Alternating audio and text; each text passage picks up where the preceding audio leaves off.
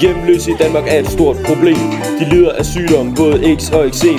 Hvad kan man gøre for at bringe dem lys og skåne dem for forkølelser med host og nys? Regeringen, de kan ikke se bort mere, og vi ved, at de helst ikke vil have flere. De skal reddes fra at sidde og fryse, så de undgår at være hjemløse.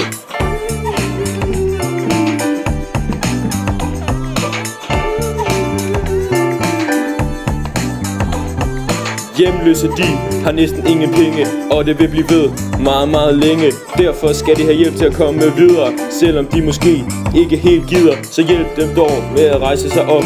Du kan være den, der fører trop. Vi ved godt, at de arbejder og slider, og i et hul i jorden sidder og skider.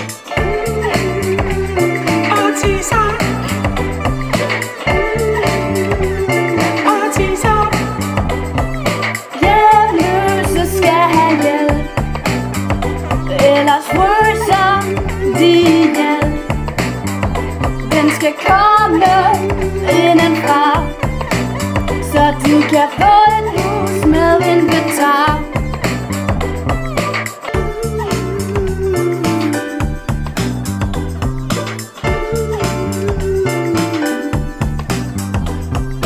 De står der i den kolde nat og føler sig fuldstændig kold og forladt.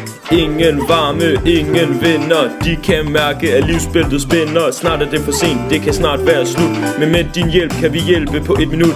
De ved ikke, hvad livet vil bringe. Det er bare at ud i det springe.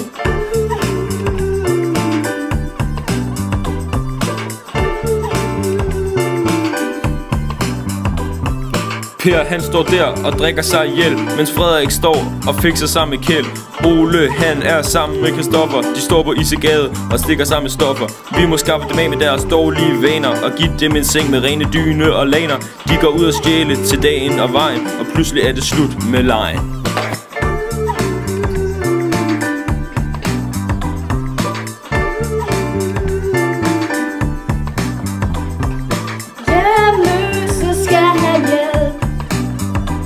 Ellers fryser vi ihjel.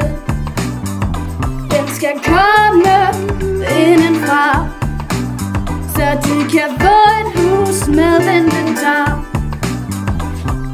Hjemløse skal have hjælp, ellers fryser vi ihjel. Den skal komme indenfra, så de kan få et hus med inventar.